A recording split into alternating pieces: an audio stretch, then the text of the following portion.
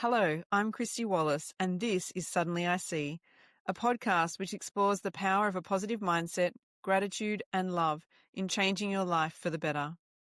Join me as I share the mind hacks, rituals, and choices that have helped me survive and thrive in the face of adversity to arrive at a point where suddenly I see what truly matters in this life. Let's get started.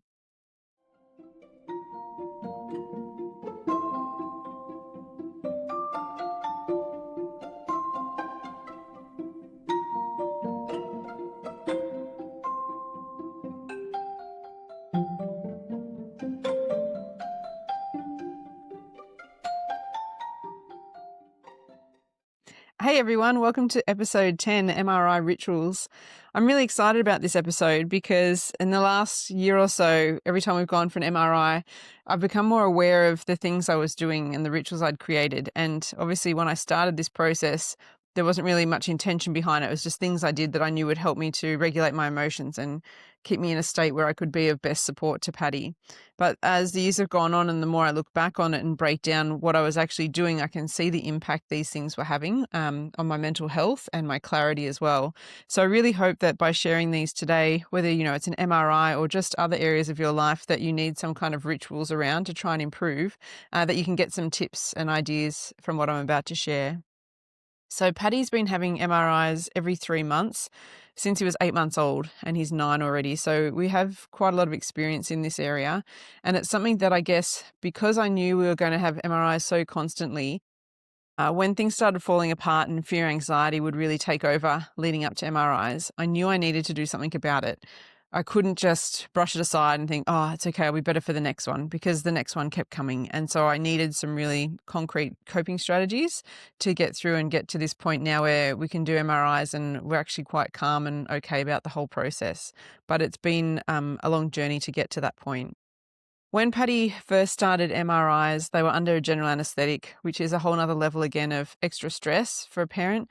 But particularly with Patty's adrenal insufficiency, it meant that he had to be given huge doses of steroids before he went under anaesthetic in case anything would happen. So there was extra pressure and stress on his body under an anaesthetic, and so we had to monitor him more closely than perhaps another child going under general anaesthetics. The other element that added a lot of issues was your brain tries to work its way through things by recalling, where have I seen this, heard this, smelt this, been in this scenario before?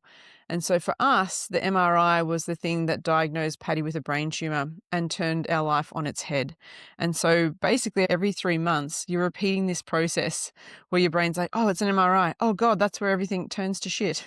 And so you really need to be conscious of that and try and create a circuit breaker for that moment as well.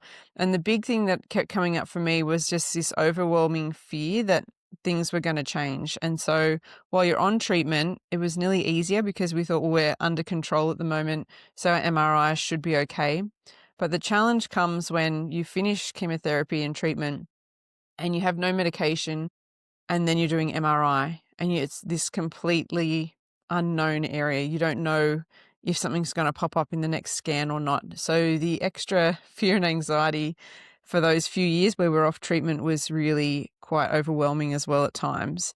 So the one thing I did, being aware of this leading up to MRIs, was journaling. And I did this in 2 different ways, depending on what I needed to do. So I initially started journaling as like a diary or a journal letter to the kids, and just processing, I'm feeling really worried, or, writing, articulating, I'm feeling really worried about this MRI coming up, because I don't want our lives to change. Everyone's happy, everyone's healthy. I don't want this to ruin our lives again. I don't, and obviously haven't given that to the kids, and I don't know if I ever will. But for me, there was something about writing it as a letter to the kids that made me feel more comfortable in journaling. And what I realized along that path is I saw a guest speaker at an event one time, and he was basically saying, in life we have 2 choices. It's either fear or it's love. And so I knew very much so that coming up to MRIs, I was stuck in fear. And when you operate from a space of fear, you're operating in a really limited way, and you're closed down to the positives. And anything you do from a fear base is going to probably have some kind of negative impact because it's not a rational chain of thought. It's quite extreme. And so being aware of that in my journaling, I was able to then turn it around and say, but the reason that I'm so worried and so upset is because I just love you so much, and I love our family life and our dynamic the way it is right now. And what I'm really afraid of is fearing losing Patty, fear of losing our life the way it is. And so from there, I could flip it to, okay, well, I've got a choice. I can stay there and keep being really fearful, or I know the opposite of that is love. And really what I'm afraid of is, the love I have being taken from me because something happens to Patty. And so I thought, instead I'm going to flip it and I'm just going to practice loving Patty, loving Audrey, spending time with them, making it quality interactions. Because if things do change down the track, well, then I'd be happy that I spent my time loving my kids and engaging with them and playing with them and distracting myself in acts of love and service rather than acts of complete fear and helplessness, which is where I would start out. But journaling for me became a great process to work out how was I actually feeling? 2, why was I feeling that way? And then from there, okay, so 3, how can I change it? And like I said, it was either this journal where I wrote letters to the kids or times when I was like really upset, frustrated. I have this other journal with a black cover where I write all kinds of, horrific stuff because I've just got to get it off my chest and out of my mind. And that's my brain dump journal. And if someone's really frustrated me or made me really angry, that's where you can get all that aggressive out on the page. Like, I hate you. Rah, rah. And I get it all out. I never read it again. I rip it out. I burn it or I chuck it in the bin or shred it or whatever I need to do. Because you can't just keep carrying around the thoughts and carrying around the emotions. You need some way to let them out. And so journaling for me leading up to MRI was a really powerful tool that gave me that opportunity to kind of, push through. The other thing that was tricky with a MRI when it's under general anaesthetic is Paddy was often the first patient for MRI because of his other health needs. And so it meant we needed to be at the hospital at 7 o'clock in the morning. He needed to have had his medications by 6 o'clock in the morning.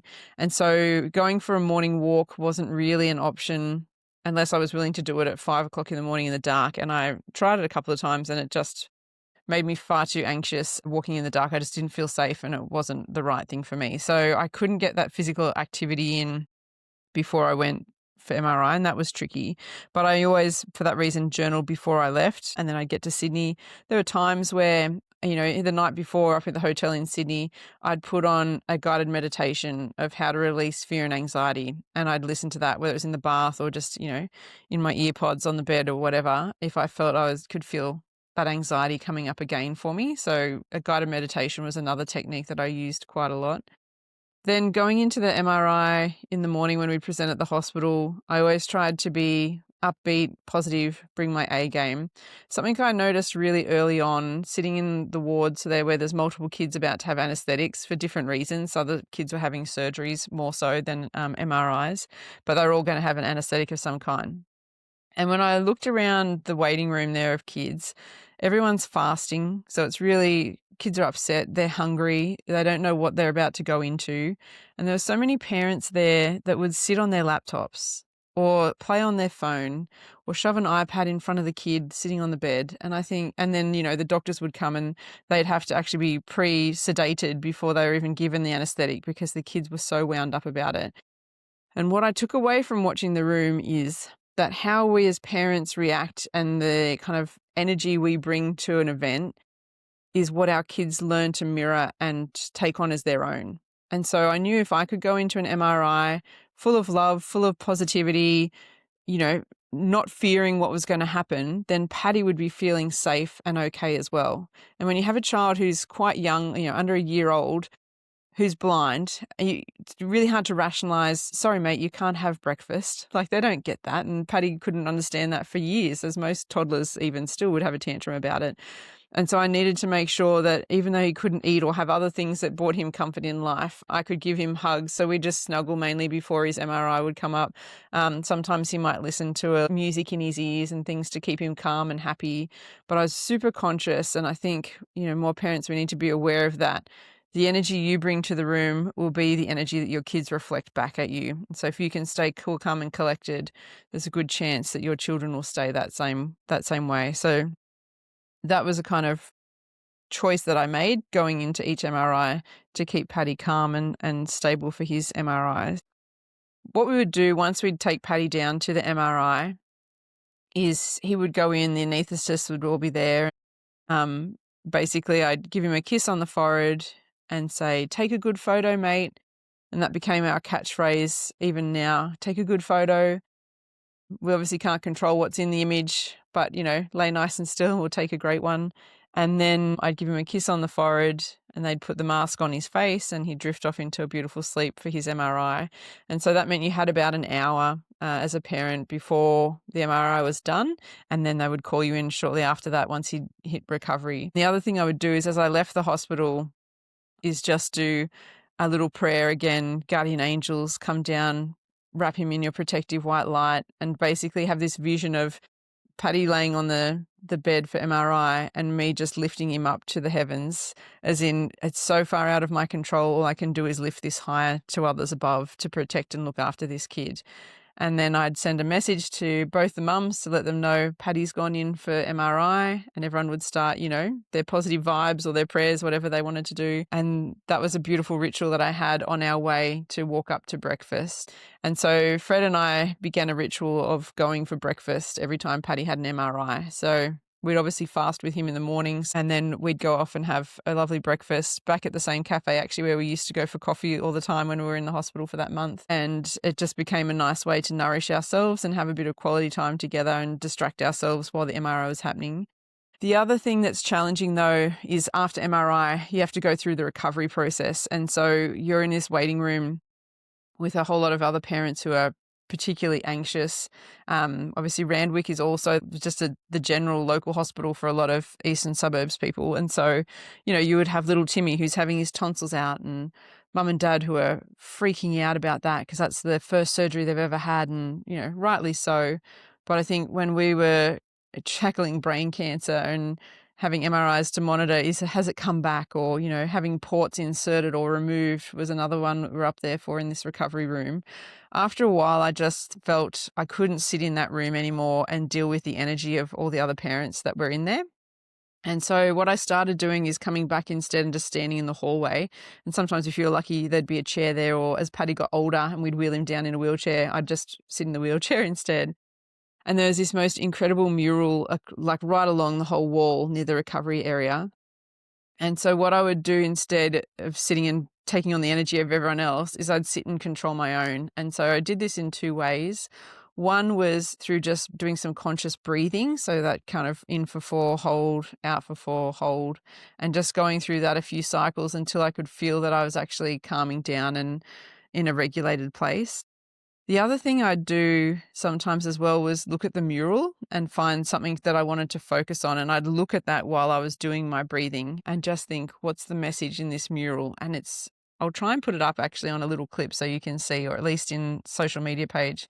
It's beautiful. And there are so many elements within that mural, but some of the key ones that I used to focus on each time I'd wait in recovery was this golden tree. It was like, the place you wanted to arrive at was this beautiful golden tree. And I'd focus on that and the gold and think about that idea of like silver linings or golden linings that surround our family and surrounded Paddy. And then other times I spotted this wedge-tailed eagle in the distance. Like it's such a complex mural. So you found this tiny speck that was the wedge-tailed eagle. And that time I, thought about Dad and how lucky we are that he's now protecting Paddy as a guardian angel, and think about all the joy that he brought to my life as well. And one other time there was a little green frog. And I remember thinking, I've never noticed that frog. So I'd, look at that and do my breathing. And then I remember Googling later, what's the significance of the frog? And do you know what? I can't even remember now, but it was something really cool at the time. And then the craziest thing actually happened when I got back to my school desk a week later. I went to sit down and someone had left this little round stone with a green frog that looked exactly like the one in this mural on my desk. And I was like, what the hell? Like I hadn't told anybody about me looking at the green frog and breathing because, to be quite honest, it sounds a bit like I've lost the plot. But to think this frog and I asked everyone, I'm like, who put the frog on my desk? Did anyone know who put the frog on my desk? Not one person owned up to that frog. But it was just that reminder of, that connection again to something bigger than yourself. You're safe, you're protected, it's that little whisper and message that you tap into that you go, we're okay, we're aligned, we're on the right track here. And I still have it. I've now put the little frog next to my bed actually as a good luck charm. But being able to focus on the mural, visualize, breathe, kept me so calm. And this came in handy a lot of times, mainly just walking into a recovery room where you've got all these poor little kids waking up and they're upset and they're tired and they're disorientated from being under anesthetic. Paddy was usually not too bad when he woke up. As long as you could give him food, he was quite happy. So he always had a banana and like a cold little squeeze yogurt. They were his favorite things. And so we made sure we had those for him when he woke up. But there was one specific time where it was taking a really long time. And so I was standing there for an hour or more and he still hadn't really come to. And I thought, this isn't right. It's not normal for Paddy. Usually within an hour at least, he's awake and looking for food. And I started worrying then, had he been given a stress dose? Because sometimes the anaesthetist didn't do that. There was a bit of a controversial should we, shouldn't we kind of topic. And so I kept asking this nurse, is it documented that he's had his stress dose? Oh, I'm not sure. I'll have to follow up with the anaesthetist. I can't find them at the moment. We'll follow up. And anyway, we got an hour or two into this where Paddy was still asleep. And I thought, I think he's not right. And I remember thinking, at least I've got his emergency medication. If I feel like I'm not going to get the support I need, I'm just going to inject him myself and make sure he's okay. And she eventually followed up with the anaesthetist who said, oh, no, we didn't give him the stress dose. And it's actually the one time when they looked into it more to think, why is this child still not waking up? Is because he'd had a partially collapsed lung, which turns out is a side effect of going under anesthetics. But to think this is the whole reason we needed a stress dose. Most of the time things don't go wrong, but when they do, it's actually really dangerous for Paddy. And so then as soon as we had the missing piece of the puzzle, which was no, there hasn't been a stress dose, we were able to give him exactly what he needed. And then while it still took a little time for him to come out of the anesthetic, at least we knew he was going to survive. Because when you have a kid who's not really responding the way they should and you can't talk to them or communicate because they're still groggy from anesthetic, you can't tell what other pressures they're under, with their system. So it was so important that we had access to that stress dose and we could then have the night in hospital while he recovered from this partially collapsed lung. But going into that, as someone who had regulated their emotions and I wasn't already anxious, I came from a place where I could see what was going on with my child. I could advocate clearly and rationally with the nurses to get the answers that we needed. And it just, again, shows the importance of making sure you're taking care of yourself in these situations so that you can be the best person you need to be for your child who's not well at that time as well. After a few years of doing MRI under general anaesthetic, Paddy was probably about 7 or 8, I would say. And the anaesthetist said, I think this guy could probably do an MRI without having anaesthetic because he's so compliant. He lays quite still anyway. Why don't you meet with they have a whole team there that teach kids how to do MRIs. How about you meet with them and see if they think that's an option? And so for our MRI after that, we met with this team and Paddy was a superstar. Like he just lays so calmly and quietly. The noises that were going, the MRIs are quite intense if you ever heard the sounds of them, but it didn't faze him. If anything, the problem was Paddy would laugh because he could feel the vibrations and the noises sounded so unusual that he was like, how weird is this? And so our challenge became keeping him still from laughing, basically. But the superpower of being blind in this instance as well is that claustrophobia is not an issue. So he could have this mask close to his face and it didn't bother him. He had no idea how small the tunnel was other than he'd been able to feel it to have an idea, but it wasn't overwhelming when he was laying in it. And so being able to drop the anesthetics part of an MRI made a huge difference to Paddy and how he recovered from MRIs. There was no stress dosing. There was no extra issues with anesthetic. He wasn't groggy. He felt great afterwards and we could just get on with life as normal. So it made a big difference. The other great thing about this is that the MRI could be any time in the day. We no longer had to be first thing in the morning. And so what we found is most of our MRIs would happen, the earliest would be like 9 o'clock in the morning. And what that set up for me is the opportunity to create a new ritual around a morning walk in Coogee. So we always stay in Coogee, mainly because it was cheaper actually than Randwick. We have this amazing place we stay that's right on the beach. It's got free parking for country people that drive there. It's affordable. And so you get up in the morning and walk out and you're essentially right on the beach. And there's an incredible walk that's from Coogee to Bondi. And I've never made it to Bondi. It's too far from my hips. But it's a beautiful way to start my day. So I get up and I walk along and I just look at the ocean. I look at the sun rising over the ocean. I stop at, halfway point and I do an incredible breathing anchor that I created. And I'm going to share that in another episode on anchors specifically, to really ground myself again. But the whole time I'm walking, I'm taking in all the beauty around me and consciously going, wow, look at that, touching the trees, feeling the sandstone rocks as you walk along, and priming my brain to keep finding beauty, keep finding good.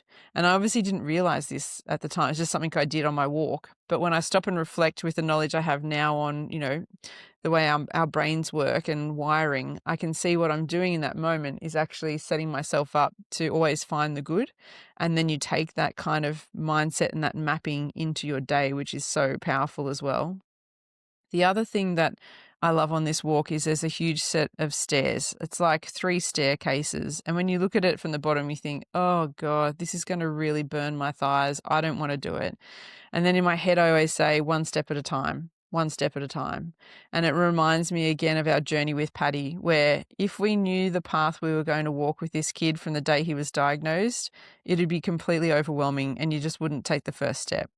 But the beauty of life is we live it one step at a time. And so for me, this is the metaphor of the stairs is that application to life, one step at a time. Just do it slowly, one step at a time, and see where you end up. And you'll always make it to the top. You'll always overcome. And I have that moment of reflection of you've done all this for Paddy, so you can make it through these stairs.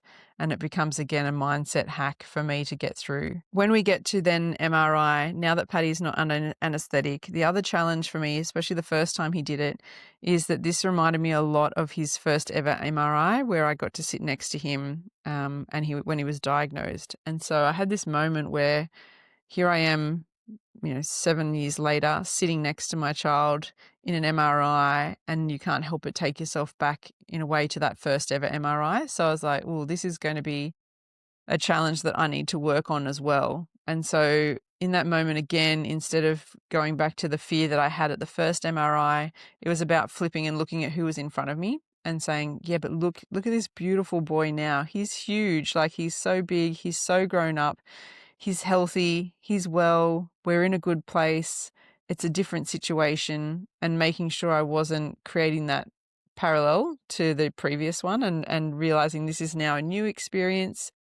You're coming at it from a totally different place and headspace, and so you're going to be okay. And so I sit with Paddy for his MRI. They usually take 45 minutes to an hour, so it's quite a long time. And Paddy has music playing through headphones, or they put a movie on and he just listens to that.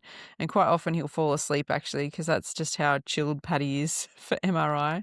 And I sit and I put my hand on his leg for the whole time because I feel like I just need to be connected to him in some way. And I sit and I just let my mind wander to wherever it needs to go. Sometimes, I plan a podcast there. Sometimes I think about other ideas I have to change the world, or sometimes it's as simple as, I wonder what we'll have for dinner. But it's really nice to have that 1 hour of just free downtime kind of thing where there's no obligation to do anything for anyone else. All I do is just need to sit and hold space for Paddy and send him love and try and make sure he stays nice and still for this MRI as well. And we still say to him, all right, mate, take a good photo before he goes in. And it became really important as well as he got older and more conscious of, I have a brain tumor and what that is. It's really important for us to make sure we describe his brain tumor as not a part of him, but something separate to him. And so we always talk about we're having an MRI to check if your cheeky brain tumor is doing the right thing or not. So it's not him that's doing the right thing. It's this cheeky little tumor. So then if it does, ever grow or there's a problem, it's not something that Paddy is in any way caused or relates to himself. It's this cheeky little tumor that's, causing the problems for us. And that's been important, I think, definitely as he gets older, for him to realize that it's out of his control. It's out of all of our control. And we're doing this to make sure it's behaving itself and that he stays healthy and well. And that's what's important. The other thing with MRIs is in the past, we usually would have an MRI and then we wouldn't get the results for about a week, which seems like a really long time to wait. And I can tell you in the early stages when we started doing MRIs, a week feels like an eternity. So again, it came back to this idea of, well, am I going to choose fear or am I going to choose love? Am I going to sit and stress about it and be snappy with everyone that I see in the next week? Or am I going to acknowledge that I'm freaking out about this and I'm worried because I don't want our world to change, but instead I'll go about spreading love. And so, that's the time when I try and force myself actually to do kind things for others, because I know that makes me feel better. So whether it's taking flowers to someone else or doing an act of kindness to detract from what's happening and instead focus on something positive, whether it's, again, playing with the kids, definitely going for a walk every morning before I get results. I make sure I do a workout or I go for a walk, because I want to be coming at that from a space where I'm clear in the head and I'm positive and I'm ready to take whatever news might be given to me. And that's something that's helped a lot. The only reason they wait a week too, which I should explain, because I feel like people think, wow, that's a really long time. So they do have preliminary results, usually within less than 24 hours, actually. But what they do with the oncology team in Sydney is they all sit down at a round table with all of the oncologists, registrars, and medical team to discuss each child's MRI results. And they make sure and they measure fine-tooth comb if there's any growth or any changes. And so we thought it's definitely worth waiting that week to make sure the answer we're getting is 100% concrete, rather than here's a quick result, but we still need to assess it. So that has evolved over the time, and now we tend to see our oncology team the day after MRI, and they do just give us a quick look. Everything looks stable from the radiology report, but we will let you know if anything changes when we have our team meeting. But from here, it's looking stable, and stable is every person's favorite word when you're checking for a brain tumor. If you get shrinkage, my God, buy a lottery ticket. Like, that's the miracle. But the key for us is stable, stable, stable. That's what you're always hoping for and praying for when you go into this. So yeah, it's our MRI experience in a nutshell. It's, as I said, 8-year journey. And so we've learned a lot. I've created some rituals that I know really, really help me to get through this. And I guess the takeaways from this episode are, first and foremost, that you need to take care of yourself so that you can best serve others. As a mother and as a parent, I think that's really important. And we're so used to just giving and giving and giving and trying to make everyone else okay, which is fine. But in order to do that, you need to make sure you're okay first. And so being able to acknowledge that you're going to have emotions, you're going to feel certain ways. What you need to learn is how to acknowledge the emotion you're feeling, and then secondly, how to regulate it.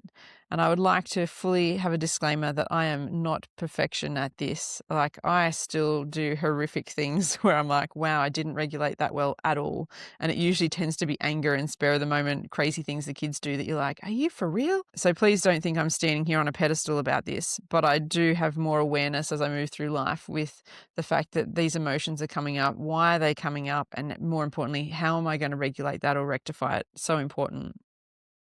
Next takeaway, I want to reference a quote by Aristotle, which says, "We are what we repeatedly do. Excellence, therefore, is not an act, but a habit." And I think it's important with MRIs, because we're having them so regularly, I had to reflect. I had to think, okay, I'm not functioning and coping well with the stress and fear and anxiety of an MRI. So what am I going to do about it? Because this is going to keep repeating itself multiple times. And we've checked with the oncology team, we're on MRIs with Paddy till he's 18. So I'll have done like 18 years of supporting a child through MRIs every 3 months. There might be a period where we push out to 6, hopefully soon, but it's a significant chunk of time. And so it was really important that I learned and created a habit and a ritual that was going to see me through this, because I'm going to become the sum of all of the things I keep doing in life. So I want to make sure I'm choosing great things that are going to support me and not bring me down. The next takeaway is to remember the importance of taking life just one step at a time. We cannot do the huge big picture, but we can certainly do small steps, little chunks, and staying focused on that and feeling, sometimes we feel like the small things don't matter and we're not making progress, but really the magic happens in those small steps, those one at a time, one foot in front of the other. Keep picking them up and putting them down is what my dad always used to say as well, but they're so important. And the final takeaway for this episode is to be aware that our children mirror us. And so if we go into an environment that's highly stressful and highly anxious and we bring that energy with us, our children are going to mirror that back. And I think everyone probably has that, one example that they can draw on, if not multiple, where you're having a really rough time and a rough week and your kids are being feral at you as well. And you think, you just start spiraling. But what you realize is if you can actually change your own emotion, your energy that you're bringing to that situation, your children will most likely reflect that back to you as well. So if you can be positive, if you can be calm, you can bring peace, love, connection to a situation, then your children will most likely mirror that back in some way as well. And that is so important. And I need to actually remind myself of this quite regularly, especially while we're in harvest at the moment and just end of year and everything seems to be spiraling, that I need to just center myself and stay calm because I know my kids will reflect that back to me. It's a really important one. Really hope that you've been able to get some great little snippets that you can apply to your own life from this episode. I know a lot has been telling of story, but I think we're at the point now where I can really hopefully share some little gems that help you guys as well. So thank you so much. I hope this episode has given you something to reflect on or some tools that you can implement in your own life. If you know someone who could benefit from this episode, please share it with your family or friends. It would mean so much to me. Remember to stay positive, be grateful, and take each step of the journey with kindness and love in your heart. Until next time, bye.